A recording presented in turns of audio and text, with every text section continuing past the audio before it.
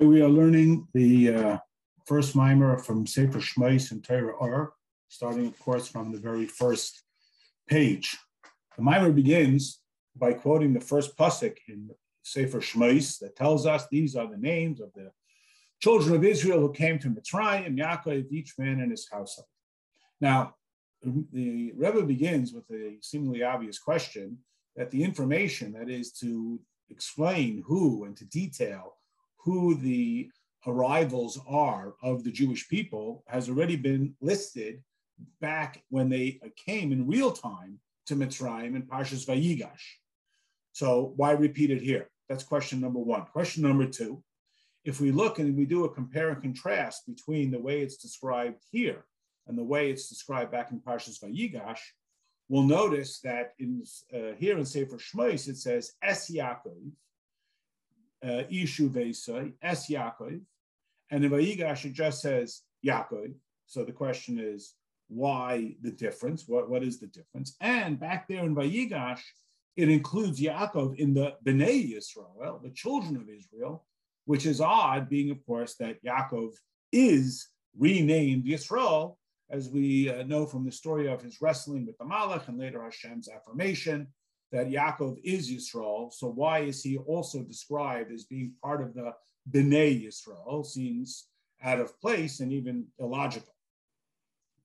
And so the Mimer, as it often does, sort of puts those questions to the side and says that in order for us to come to an answer and understanding of this concept, we have to back up and take a deeper and more nuanced look at the entire experience of coming to Mitzrayim, and of course the slavery and so forth, which begins in Sefer Shmos, and what is its objective? What is the purpose of this slavery? So we find that the descent of the Jewish people into Mitzrayim is described with a twofold statement: Yerad Yeradnu, down they went, or went down, they went down. And it is also described that they will be Lecha Gam Ola, up, they will go up, or I will take you up and you will also go up. So what are the two levels of going into the slavery of Mitzrayim, and the two levels of exodus and uplift from the slavery of Mitzrayim? So the Rebbe explains in the Mimer that it is not only a reference to the opportunity and the experience of the exodus from Mitzrayim itself, it is an allusion to and a reference to the ultimate exodus, the going out of the Geulah Asida, the future Geulah, after which there will never again be a Galus. And we know this because, as we say, kimei, tzeyscha mi'eretz Mitzrayim, that similar to the days when we left Mitzrayim will be our experience when we leave this ultimate Galus, arenu, niflaos, I will show you wonders. And the analogy being that just like the objective, as Hashem describes, of the exodus from Mitzrayim is tavlenes elokim al har hazeh, you will serve God on this mountain. This is what Hashem told Moshe Rabbeinu at the snare, the burning bush, that the purpose and the objective of going out of Mitzrayim is not simply to be free from Egyptian servitude. It's not just a freedom from, but it's a freedom to. And that objective is to be able to serve Hashem via Matan Torah, via the giving of the Torah on Har Sinai. And thus, the whole process of the Jewish people being in Mitzrayim, enduring all of the slavery and all of the torment and torture, is in order to make them eligible spiritually to be receptive to the message of Matan Torah.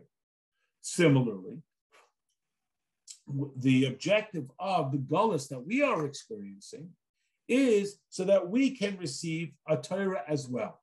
Which Torah is that? That is what we refer to as Pnimius HaTorah. Sometimes we just refer to it as Soid, sometimes as Chassidus, but the concepts that will be available to us through the withstanding of the difficulties of this current Galus are what enable us, refine us, and make us capable of seeing godliness directly which is accessed via pnimis haTorah. So a little bit of a closer look at the description of the slavery and the endurance that the Jewish people lived through in Mitzrayim, and how that resulted in their capacity to be receptive to Matan Torah at Har Sinai on Shavuos, and how that becomes a model for the difficulties that we endure during our current Galus, and how that enables us, it empowers us, and it refines us to have the capacity to receive pnimis haTorah, to have access to the greater depth of our relationship with Hashem that is offered via the teachings of pnimis haTorah. So when we look closely into the description of the torment that we endured in Mitzrayim, it has numerous descriptions.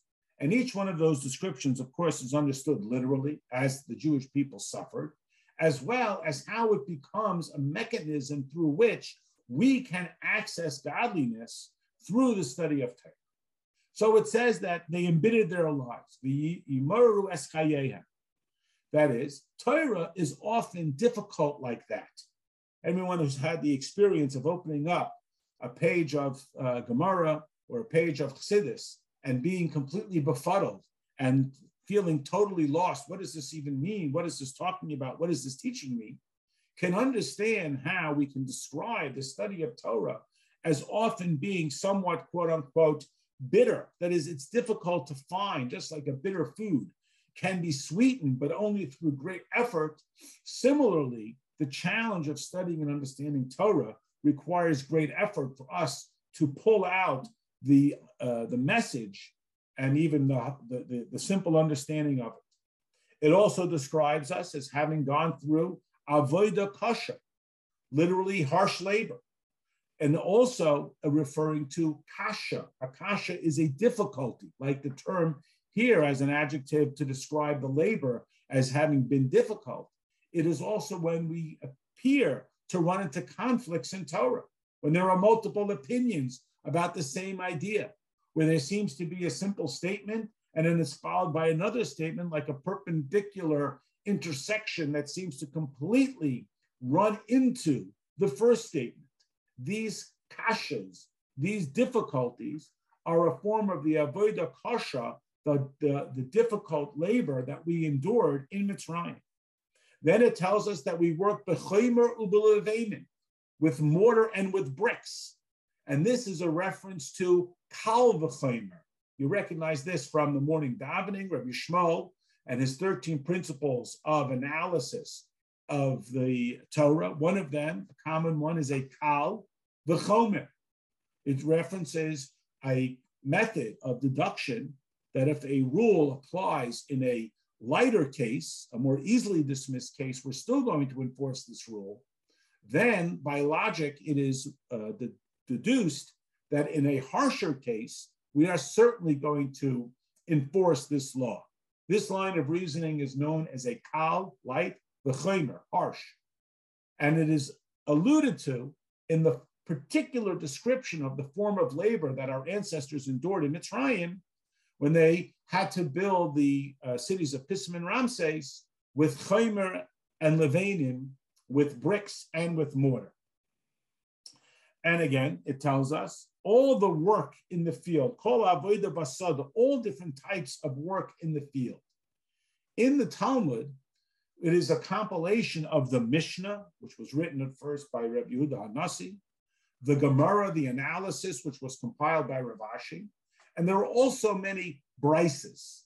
Now, a brisa was taught outside of Rabbi Yehuda HaNasi, Rabbi Judah the Prince's Beis Medrash, his study hall. And therefore, it is comparable to all forms of labor in the field suggesting outside of the civilized city. So the brises, which are outside of the standard Mishnah, they too are a significant part of our labor in Torah. And again, they embittered our lives. Torah is our life.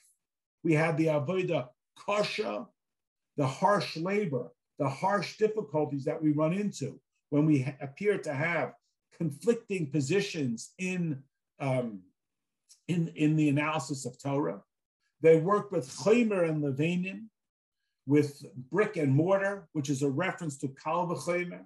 They worked out in the field, which is a reference to the brises, and that levanim is also the word, it's similar to the word for whitening, just like a dirty garment needs a lot of effort to bring out its whiteness, to rid it of its flecks and stains. Similarly, we have a process called libun hilchasa, a whitening of, a deep analysis of a legal point that requires great effort for us to decipher and pull the law out via all of the different disputes in the Talmud. Often it is not resolved in the Talmud. You ultimately have two positions, and it doesn't say which one is the law. That comes later. The libun hilchasa is the whitening out. It is the pulling out what is the bottom line instructional that is necessary to apply. So just as the literal labor, work, and slavery that our ancestors endured in Mitzrayim was a necessary stage to enable them to receive the Torah, similarly, when we engage in our labor to discover godliness, truth, Torah understanding, because Torah is Hashem's method of communicating with us. As Chassidus often points out, it is not only a mechanism for instructing us as to who is the owner of a disputed item or what we should do if we put chicken soup in the cereal bowl. It is ultimately the opportunity for us to become connected with Hashem. And that requires a lot of effort and labor. You have to work very hard at it, as we will discuss in greater detail. So our ancestors historically had to work through physical labor in order to become ready to receive the Torah, because the experience of having Torah given to them was predicated on their commitment and devotion, and ultimately on their willingness to be receptive to the message of Torah. Well, in a similar sense, if we will work through Torah, we will plow through the variety of disputes. We will overcome the kashas, the seemingly impossible to solve mysteries and complexities. And we will draw out the whiteness that is sometimes lost under the clutter of all the varying opinions, and even be willing to engage outside of only the Mishnah, which seems so deceptively simple, and even of the analysis, and go even to the Brisa. This will give us, as the pasuk tells us, that in even greater measure than what we experienced when we left Egypt, arenu niflaos, I, Hashem, will show you wonders, that which is much more amazing than only deciphering who is the owner of the talis or what the halacha is when the meat has been put in the dairy bowl. We will discover the essence of Hashem's message that is contained within the Torah, the pnimius HaTorah. The Mimer now explores this process. How, in fact, does the labor in the field and this hard work grant us access to pnimius HaTorah? So we begin with a little background. A quote that we are familiar with, it is part of our davening in the Baruch Sha'amar in the beginning of Psuki de Zimra, where we describe Hashem as Melech Meshubach Mefayer Adei Shmei Hagadol. Hashem, who is honored and praised till his name is great. Now, what is the meaning here? What is this teaching us?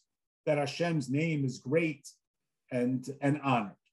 So we begin with the ultimate question. What is the objective of a neshama that is innate in Shemayim, one with Hashem, being sent down into this physical world? And our explanation is, as Chassidus often says, it is to grant the neshama the opportunity to experience tainug. Now, the word tainug, if you plug it into a dictionary, usually is translated like something like pleasure. But of course, it is not sensory pleasure like food or aroma, but it is the ultimate, which is to be aligned. And in our context, of course, that means aligned with Hashem. So when we say the word tainug, or we use the English word pleasure, let's not confuse it with the pleasure of material things. Rather, it is about the ultimate sense of knowing who you are and being aligned with Hashem. That's why the neshama endures coming into this physical world. Now, once it comes into this physical world and it has this opportunity, we call this yerida l'tzerech aliyah. Again, another common phrase talked about in Hasidus, that if you were walking down the street and you saw somebody bending down to the floor, you might imagine that they want something that's on the floor. And if you were to interrupt them and say, why are you bending down on the floor? And they'll say, well, I want to touch the ceiling. You would ask, why would you bend down to the floor if you want to touch the ceiling?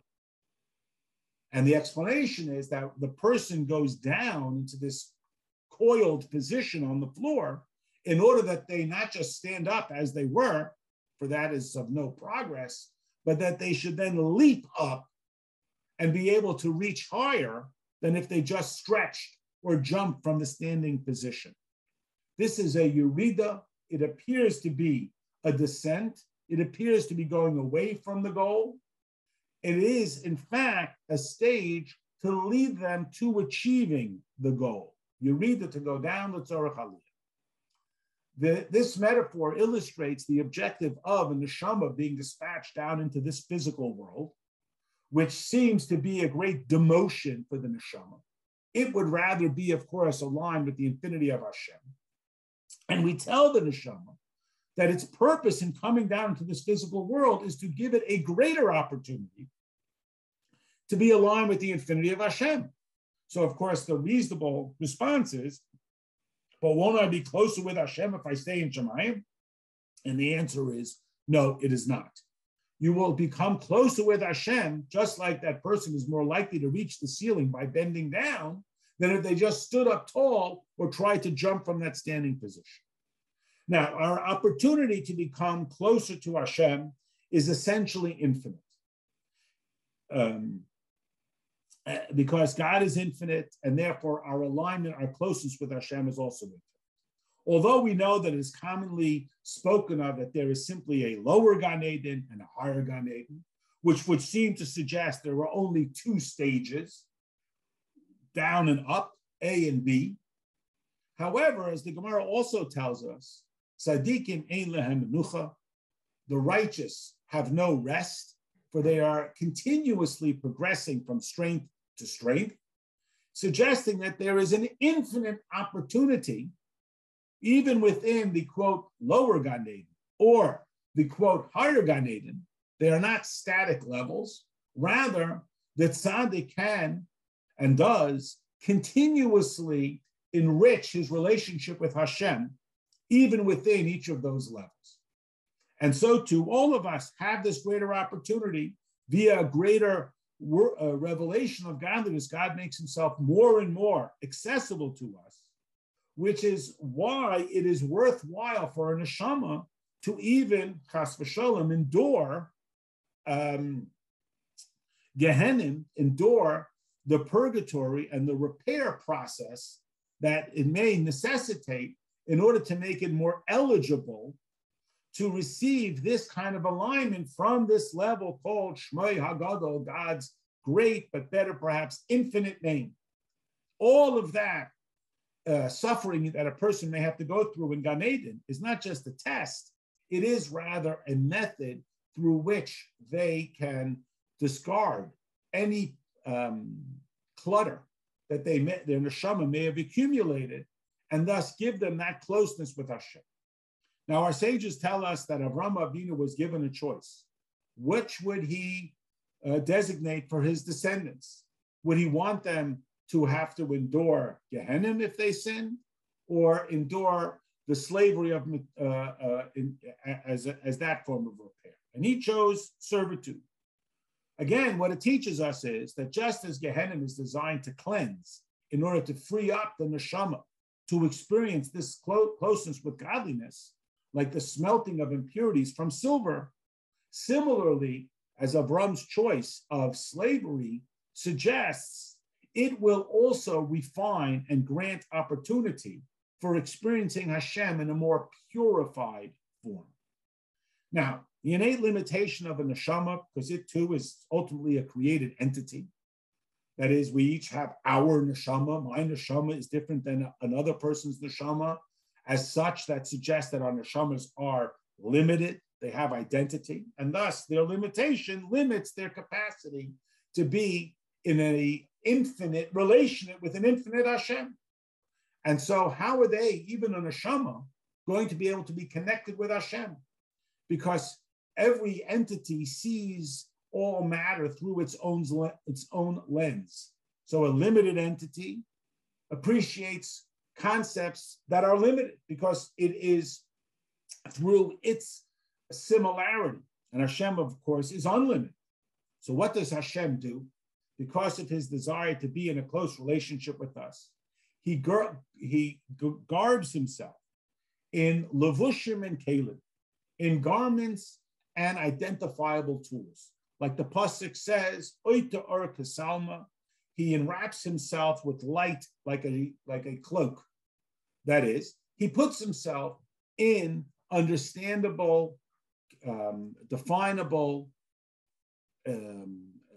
attainable tools through which we can understand him. And this is ultimately what Torah is. Torah gives us a handle, a point, a portal of entry, so that we can, in fact, have a certain sense of closeness with Hashem. Hashem makes himself accessible to us. So when we appreciate something in Torah, that is Hashem speaking our language, speaking to created beings through the terminology of created entities, beginning with Torah, which is, of course, referred to as light. And light itself suggests that it is something definable. We see this alluded to in the beginning of the story of creation, where the pasuk reads, "V'nahar yotze mi'Eden lahashkes es Hagan," and a river went forth from Eden to water the garden of Eden, Gan Eden. The Gan, Gimel Nun, is the gematria, the numerical value of 53, which represents the 53 parshas of Torah. That is Eden, which is the essence of Hashem. That is that alignment with Hashem.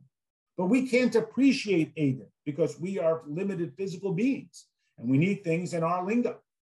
And so Hashem dispatches an expression from Eden, that is the river that goes out, to the garden, to something we can appreciate. And the garden, of course, here representing the 53, Gan is 53 numerically, the 53 parshas. Now, in order for us to, now on the receptive side, that is Hashem, what Hashem has done, he has made himself accessible and available to us through Torah. So what we have to do is make ourselves a little more like Hashem. Hashem makes himself more limited, that is accessible through the limitations. And in order for us to meet him, we have to make ourselves more like Hashem, and that is the quality called bittul, that we have to put aside our own agenda, our own identity, the ultimate limitation. This is who I am. We have to put that aside through the surrender of our own independent existence. That's a little confrontational, a little standoffish. I'm me and I'll analyze it. Hashem has overcome his essential quality, which is that he is infinite, to make himself available through the finite words of Torah. And we have to respond in kind and overcome our basic character, which is that we are finite, and make ourselves more accessible to the infinity of Hashem. And that's why Hashem is described as Shmei HaGadol, his great name, but better perhaps infinite name. Well, how can it be a name and be infinite? A name suggests it's defined. Infinite suggests it's not defined.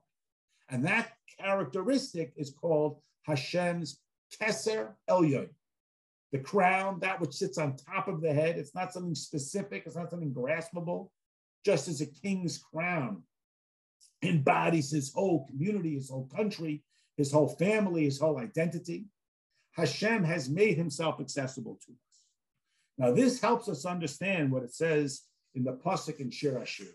In Shir Hashirim, chapter 6, pasuk 8, it says, Shishim hema malaches ushmeini palagshi ma'almasei mispa, which translates simply as, there are 60 queens and 80 wives, palagshim, concubines, and innumerable maidens. Now, the Medrash tells us that this is a reference to the Masechtas of the Mishnah, who are compared to the queen or the woman.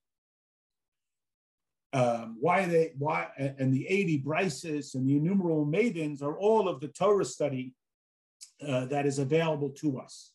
Now, why is it compared to the male-female relationship, the king being Hashem and the queen being the Mishnah?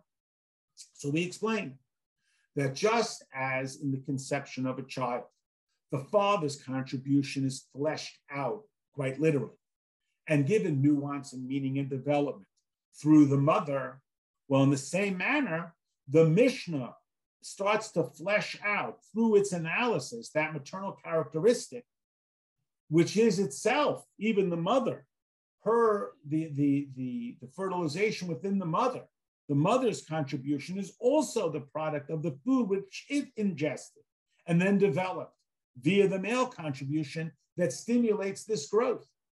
So the food develops through the body, the mind, and the heart, and the liver, and they become eligible to be further extracted and developed into a child. And again, this mirrors the process, this male-female, king-queen relationship mirrors the process through which we take Torah, the message from Hashem, and we decipher it, and we develop it, and we nuance it, and we give it depth and meaning until it develops into a full-grown entity. One without the other, that is the contribution from Hashem, without the analysis, or the analysis without the contribution, which you can't, there's nothing to analyze, will get you nothing. It's the two combined that will come together. And we see this further underscored in the pasuk in Shmuel Beis, chapter 22, pasuk Mem, pasuk 40. The pasuk reads, "V'tazreini chayil u'mechama tachriya kami tachteni." It reads, "You have girded me with the strength for battle. You have subdued under me those that rose up against me." Now that first word, "v'tazreini," which we translated here as girded, to strengthen, also is for the word zora as goyrin, to winnow. Just like in the harvesting of wheat, you have to winnow out the healthy kernel from the discarded chaff. So too in Torah study, we have to decipher the kernel of emes, the kernel of the message, the truth, the godliness that is often buried under clusters of distraction, of incorrect analysis, mistakes, misunderstandings, and so on. And again, just as the Mishnah attempts to decipher and identify that which is mutter, of course, literally meaning permissible, more colloquially meaning freed, unchained, eligible. The godliness there can be brought up, just as kosher food is mutter.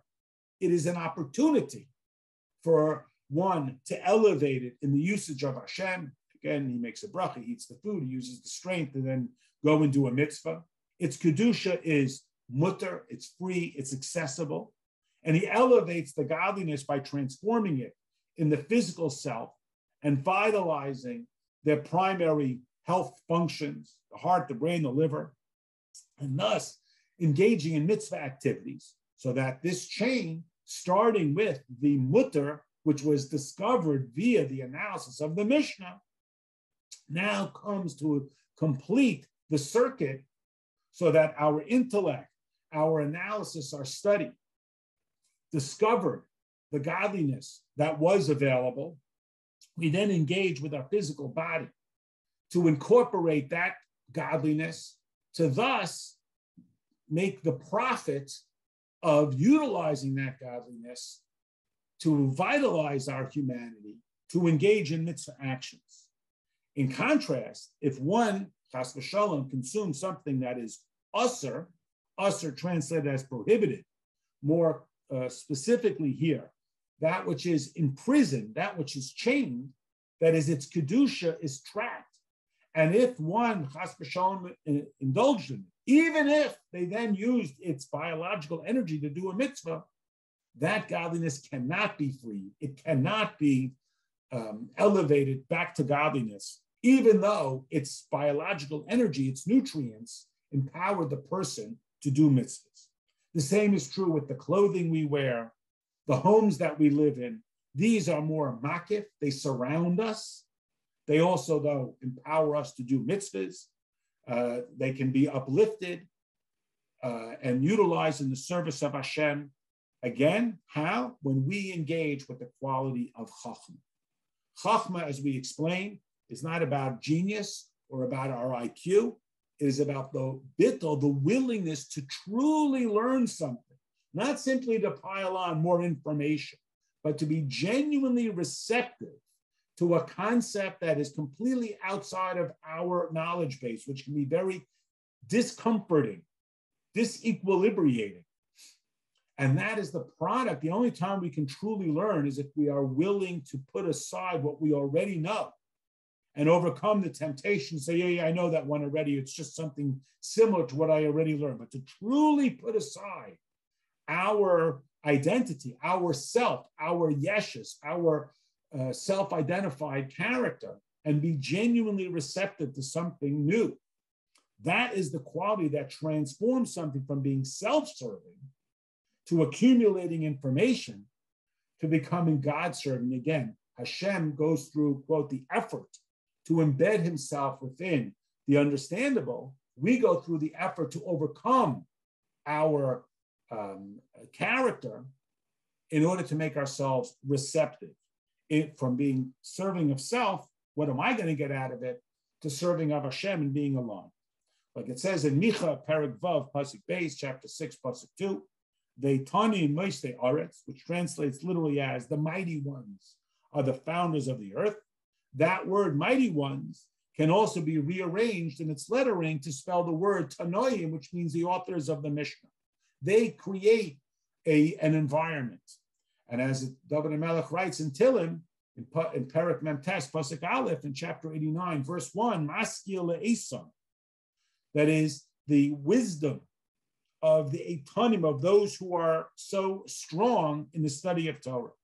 And this helps us understand why Torah is compared to a queen specifically, because the queen's constant alignment with the king, producing that dynamic of Ma, the infinite, with Ban, the analysis, this dynamic of an abstract level of godliness, coupled with an immediate level of godliness, this produces which is the product of Chachma, that is the bittul, that allows two to become one, allows for there and creates the opportunity for there to be this unification and thus this level of godliness that can be experienced only through the combination of the human and the divine.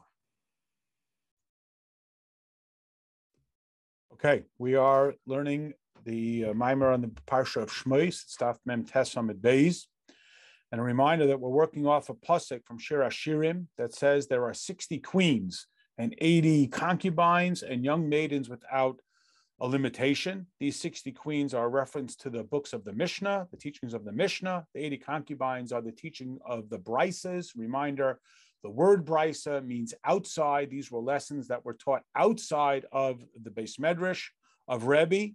And the Almais, the young virgins, equal the laws, which are innumerable. So the Alter Rebbe continues and he tells us that the Tanoim, who are the authors of the Mishnah, and that word Tanoim is the same letters as the word for Eitanim, or strength, that they received their lessons directly from the quality called Chachma, the undefined and purest level, which is described in Tanya as Yisoid Abba. This is like the father's contribution, the development of a child. Similarly, we are told in Pirkei Avos that Moshe received the Torah from Sinai, and that means he received it completely, to the point that he passed it on to the Nevi'im and the men of the Great Assembly, that they received this Chachma directly from Moshe Rabbeinu, and therefore their rulings in the Mishnah are without dispute. They are not the product of analysis or speculation and so forth. Like the Gemara in Sukkah on Daf Chav Ches Amud Aleph, page 28a, tells us that Rebbe Lezer was asked 30 questions, and he simply responded that he had received answers to 12 of them. That is, he did not deduce them and decipher the answer. He simply had the direct information that answered 12 of them, whereas 18 of them, the other 18, he had not received the answer to. And again, all of this underscores this quality of bittul, simply that they received it. We find a similar story with Akabi ben Mahalel. He says, I heard this from people, again, what they received, what they learned, which is the idea of ayin and bittul mamish, in contrast to analysis and deciphering and so forth. And this is what Moshe Rabbeinu brought into the world when he said, V'anachnu ma, what are we? This is a reference to Moshe Rabbeinu's response when the Jewish people were complaining to him one of the many times. And he said, V'anachnu ma, why are you complaining to me? But if we just highlight that phrase, it reads, what are we? So then the Alter Rebbe goes on to explain that this also is a reference to the quality called ma, mad, and ban. So a little background. We know that Hashem's name, Yud-Kei Vav-Kei, if we spell it out with what was called Miloi, whereas we take each letter, and as we know, every Hebrew letter has a name. Aleph is Aleph, Lamed, Fe. You phonetically spell out the title of each word name. So when we get to the different letters that spell out Yud-Kei Vav-Kei, there's a variety of ways that we can phonetically spell out their name. Specifically, it centers around the hey. How do you spell out the word hey? Do you spell it hey, hey, or hey, aleph? And certainly this will affect the total numerical value. Of course, the gematria, every Hebrew letter having a numerical value. So if you spell it with a hey, if you spell out the word hey, hey, hey, and of course you have it twice in Yud-Kei Vav-Kei, you're going to have a drastically different gematria than if you spell it hey, aleph. And the same is true with Vav, whether it's spelled Vav Aleph Vav or Vav Vav. For our matters here, we're talking about the quality called Ma, which is of greater revelation. It's when you get to 45 Ma, when you spell out Hey as Hey Aleph, in contrast to Ban, which is spelled Hey Hey. So Hey, the Mem Hey, the 45 gematria, which is also the word for what. So just as when a person says what, it's limitless. That is, they are genuinely receptive. It is a true total bittul. To say what, no preconceived notion. It also represents a level of godliness that can decipher and find the kedusha, the holiness that is otherwise trapped in a lesser level of revelation, as represented by Ban 42, which is the product of a differed spelling out of the letter names of Hashem's, each of the letters of Hashem's name. So again, this Moshe Rabbeinu brought this quality, just like when a person is genuinely curious and comes with no preconceived notion. They genuinely come from a place of ma. They genuinely come from a place of complete innocence and purity without any agenda or preconceived notion or presumptions. They can find greater clarity, like Moshe Rabbeinu was drawn forth from the water, which is not the case where we have, for example, with Eliyahu, that is the gematria of 42, which is only an external bittul. It's a willingness to learn something new, but not a total bittul. And that's why Eliyahu's entire body, but including his body, including his chitzenius, went up to Shemayim. In this context, it suggests a somewhat of a lesser level. And that's why the laws that are enumerated by the Tanoim in the Mishnah authors, are direct godliness. They are drawn directly down after this birur, this clarity of godliness that is instilled within them through the quality of ma, again, genuine receptivity, called chachma ilah, a true chachma, a true willingness to be taught. Like our sages say, both opinions are the words of Hashem, and therefore they can have some sort of discussion. But as the Gemara tells us, that the Geulah comes about specifically through Mishnah, that we will be ingathered from amongst the nations through the study of Mishnah, that the being ingathered from amongst the nations is similar to the idea of deriving the halacha from within the confusion of all of the particulars, and we're seeking for that truth. So too, Mishnah is like the ingathering; it's in the infusion of godliness into a state of confusion, similar to the idea of tzedakah. That tzedakah is the idea of taking money, which can be used for something purely material, and discovering its godliness. And this is part of the description of the time of Mashiach, where we are described, or Mashiach is described as the ingathering of every individual, one by one, again, like the Mishnah derives or calls out the godliness, the truth, the halacha from within the complexity of whatever the real life situation is. We move on to the next paragraph. We'll begin the next quote from that pasuk in Shir Hashirim that says, Pilag Shemelu Brises, that the Pilegish, the concubine, represents the Brises. What is the analogy? That just as the relationship between the king and the Pilegish is sporadic and more sort of secretive, so too is the relationship of the Brises. Their clarity is less so. It's more almost hit or miss type of thing. Like we say that any Mishnah that wasn't taught by Rabbi and Rabbi is not considered a Mishnah. That is, it's not been clarified. So much so that we know that during the Shloshim after Moshe Rabbeinu's passing, we lost 3,000 halachas because the clarity was not that clear. Again, if they did not have this type of influence like the king would have on the queen, which is more constant, that quality of the king, which represents the male contribution, the development, which is that infinite quality of chachma, the Pelegish is missing that to the same extent, and therefore there is less clarity. Like we know that they come only from the level of Bria, from a lesser awareness of Hashem, in contrast to the Mishnah, which comes from Atzilus, where like the king and the queen relationship is that much more intense and unified, like the relationship of Chachma from Atzilus that has greater clarity. And in contrast, the clarity that comes in Bria, in the Pilegesh, and the concubine is less so. But and therefore the Mishnahs that were not taught by Rabbi and Rabbi are not drawn down from this level of Atzilus, and therefore they cannot be relied upon as being absolutely true.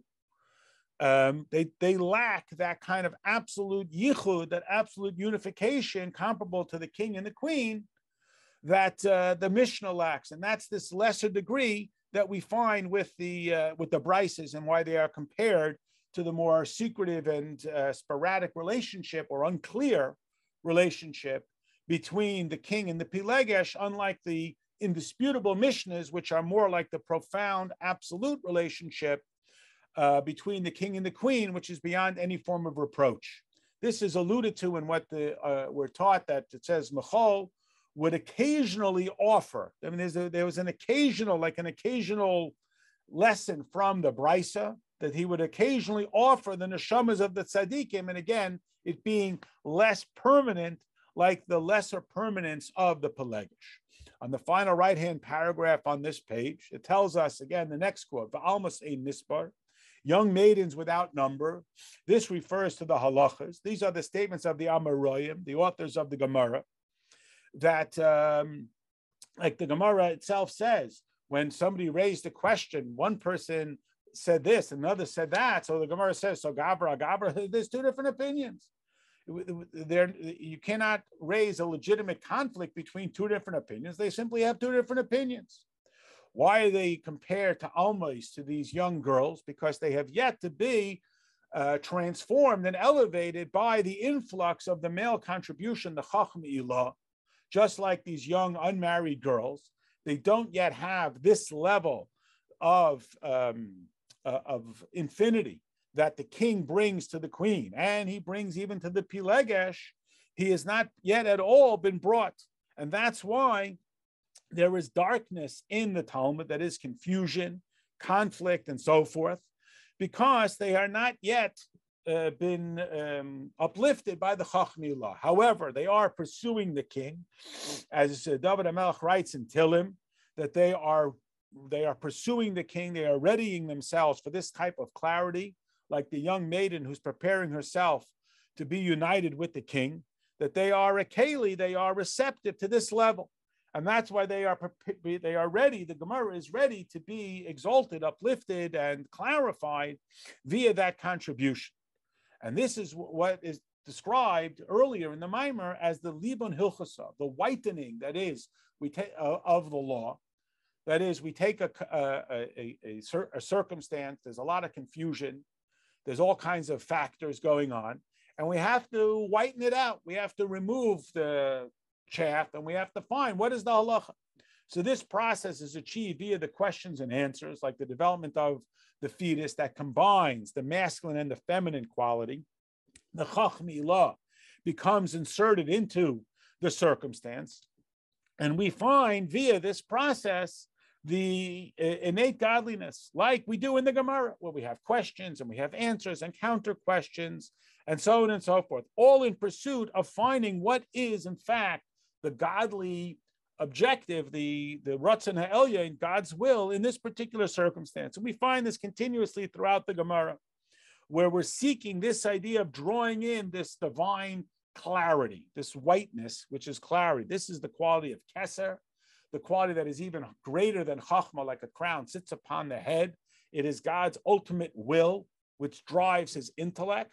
And when we are faced with a circumstance and we're trying to find who is the rightful owner of a disputed object, what we should do with a law in kashrus and so forth, what we are seeking out is, can we identify the whiteness of godliness there? This is further underscored by the idea that the Kohen Gadol wears white on Yom Kippur, because the whole idea of our avodah is like the Kohen Gadol to find that whiteness. We're now on the first new paragraph on the top left-hand side of the page. So now we can understand the statement of the Zohar that tells us that all of Torah and mitzvahs is designed to correct the secrets of Hashem's name. We know that there are 7 names of Hashem which we are prohibited from erasing. They are Kel and all the different names of Hashem. And each one of them represents a different manner through which Hashem expresses himself through the midos here in this world. That is, since Hashem is innately infinite, it is an or ein sof, even the light that Hashem expresses, which is describable as light. It still reflects the characteristic of Hashem that it is infinite. Hashem is not a composite of character traits, yet he wishes to express himself through the character traits. So, for example, since Hashem wants to create a world based on chesed, so he compresses himself and expresses himself through the midah of chesed. And that is represented when Hashem expresses himself through the name Kel. Like we know that a person's name is really not reflective of his identity, as evidenced by the fact that you can have 2 people with the same exact name and they're completely different. It's simply a way that we distinguish one person from another. He doesn't use this example, but it's essentially like a phone number. Your phone number doesn't really say anything about you. Yes, it may tell people where your phone is registered or some other shallow aspect of it, as your name might. You know, we have ethnic names and we have names that are indicative of certain cultures and so forth, but it doesn't really tell you very much about the person. In contrast, Hashem's name tells a lot about him. That is, the name which Hashem chooses to express himself with is an insight to us as to which aspect God is coming to us in that circumstance. So Kel is when God is coming through us in the way of chesed, of limitlessness. When it's Elohim, he's coming to us in the manner of Gevura and so forth. And therefore, in order for Hashem to express himself, for example, to build this world on chesed, as is his request, his objective, so Hashem makes that available to us through Torah and mitzvahs. And we, through the Torah and mitzvahs, discover the godliness that is otherwise going to be hidden in this world. So Hashem expresses himself through Torah and mitzvahs. Our job is to discover godliness here in this world. We discover the godliness of chesed through the chesed mitzvahs. We discover the godliness of gevura through the gevura mitzvahs. Torah and mitzvahs become our mechanism for accessing godliness. However, our ultimate goal is not just to access the individual aspects of Hashem, but rather, as we alluded to or it's mentioned in the first page of the Maimer, is Shmei HaGadol.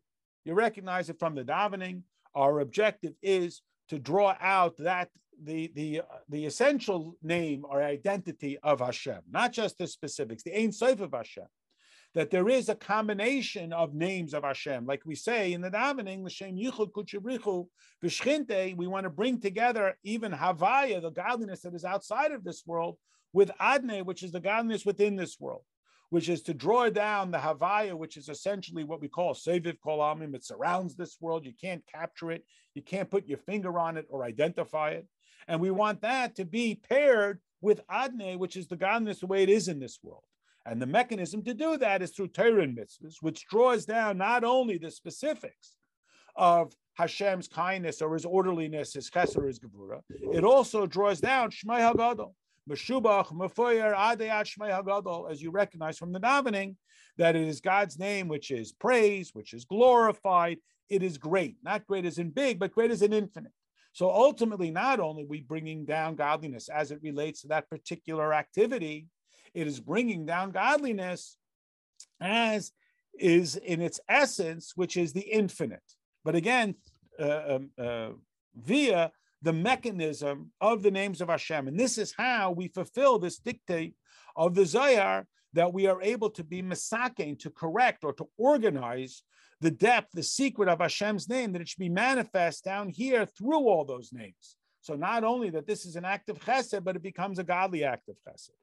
And this is what Hashem told Avram in the beginning of the parsha, Ve'era, the next week's parsha, that he says, he told Moshe, that Hashem says, I appeared to Avram, B'shmi havaya lo nodaiti, but he did not know the infinite name of Hashem, because that name is only available through Matan Torah. Torah, even though it deals with very particular activities and rules and directives, which capture a very specific, particular expression of godliness, it ultimately gives us access to the infinity of godliness. And this is what Hashem told Moshe, that Avram did not have that experience because Avram didn't have Matan Torah. It is only through Matan Torah that we are able to have this experience. And this is what the pasuk means when it says we have been brought close to our King, to his great name. Because in order for there to be the great name that is the infinity of Hashem, that is exclusively through the neshama of the Jewish people. And this is how we can be certain that we will never be severed from Hashem, because of his infinite name. I mean, the word is Gadol, which is commonly translated as great, but in our context, it truly means infinite, unlike the specificity of the midos. And like it says, what can we do for this great name? That there are three entities that are intertwined, the Jews, Torah, and Hashem. And the mechanism through which we become connected to Hashem is through Torah.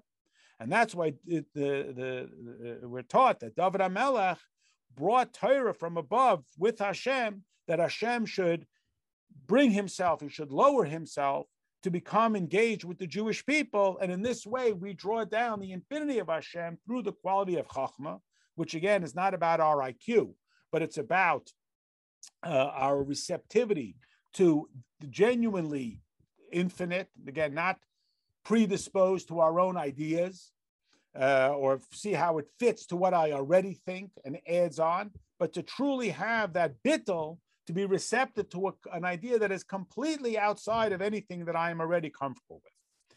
We're now in the final paragraph, and the Alter Rebbe starts to address the basic question. You recall that the Mimer began with the question, why does Sefer Shmos begin with a detailing of the names of Yaakov and his children who came to Mitzrayim, already back in parshas Vayigash, when they in real time came down to Mitzrayim?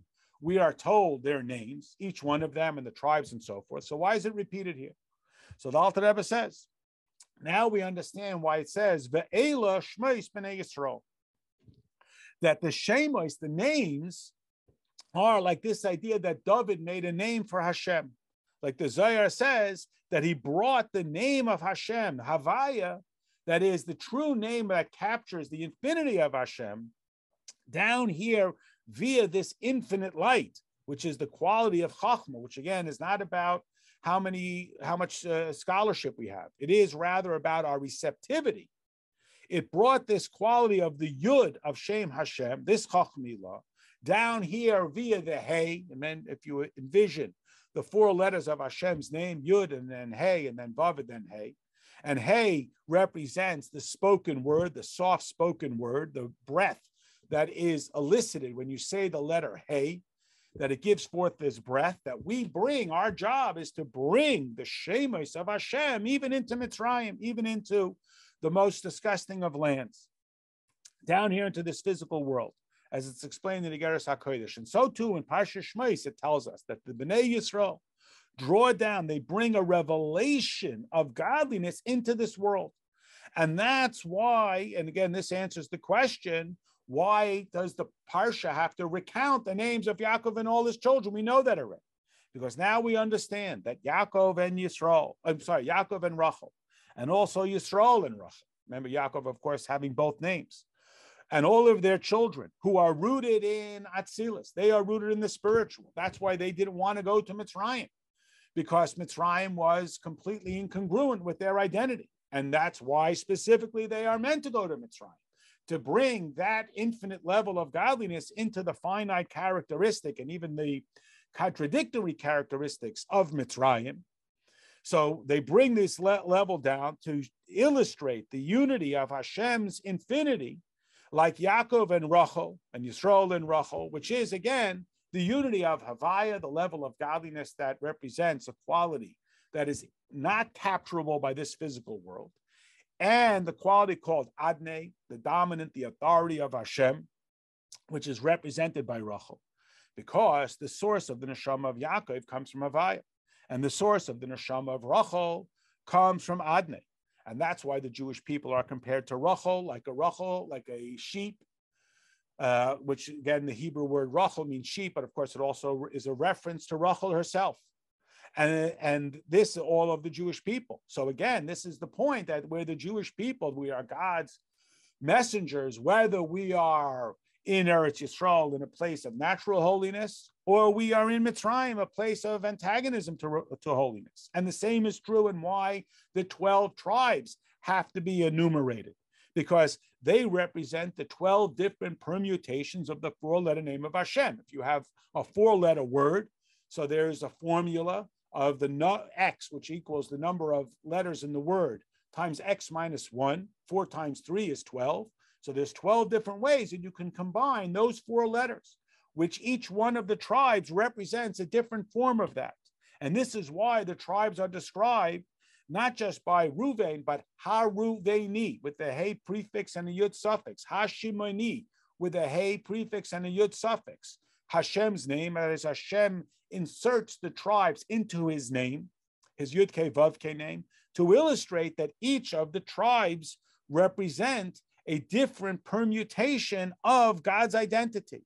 And now we understand why it says Ve'elu Shmos bnei Yisroel habaim Mitzrayma Yaakov Avanov. These are the names of the tribes who came, because it is the idea of bringing the names through Torah. That Torah gives us access to godliness, like a name gives us access to a person. And it is the drawing down of the 60 queens, and which are the Mishnahs. And each one of them is a combination of the 6, the letter Vav. We said Yud is Chachmilah, the infinite quality of Hashem. Hey is the spoken word. The Vav of Hashem's name is represented in the 6 orders of the Mishnah, Vav being the number 6, as is explained. Like we say, these are the counts of the material. The accounting of the Mishkan is what was drawn down from the highest level through the name of Membeis 42, again, which goes back to the different ways in which we can identify and spell out the name of Hashem. And Ve'ela, the first word, is the gematria 42, which preps the Shmos, the names, which are the individual manners of manifestation of godliness. That Yaakov, who represents the infinity of Hashem, who combined with Rachel and by extension all of his wives to create the Jewish people. And the Jewish people represented by the 12 tribes, each one of them being a different method of expressing God's identity in this physical world, have to come down into Mitzrayim, into a place of Galus, into a place of antagonism, in order to bring godliness there. And even so, ultimately, we will see that there is a godly side to Mitzrayim. As we know, Mitzrayim means narrow, and it represents the narrowing of the throat, which is, again, illustrates how we take something from the intellect of the head, and it manifests itself through the throat, figuratively speaking, into the heart, to our character, and ultimately from the heart, it's distributed to our behavior. So while it's true that initially Yaakov, the Geulah, through this quality of godliness, Shmos, the different touch points, portals of entry of God to godliness via the Torah and mitzvahs, like names, are a mechanism through which we can connect and call the attention of another person, of Yaakov, who represents the infinity of Hashem, who unified with his wives to create the tribes. And each one of them individually represents a different method of bringing godliness into the world, into this world, through Torah and Tefillah, that even though they went down into Mitzrayim, and it could not be seen there in Mitzrayim, Mitzrayim was not transformed. On the contrary, ultimately they enslaved us. Yet, there is still that capacity for us to be rescued. It was through the experience of Mitzrayim that we were able to receive Torah, and ultimately we will be able to elevate the godliness that was concealed within Mitzrayim, which was impacted by the arrival of Yaakov and his sons, and thus to transform it into a good and abundant land, representing the revelation of the godliness that has been secreted away within Mitzrayim as a consequence of the Yaakov godliness with his wives, through his children, representing each of the individual methods, through the names, the access points of godliness, that is through Torah and mitzvahs, which impacted Mitzrayim and transformed it, and will transform it from a place of antagonism into a place of godliness. This concludes this page of the Mimer.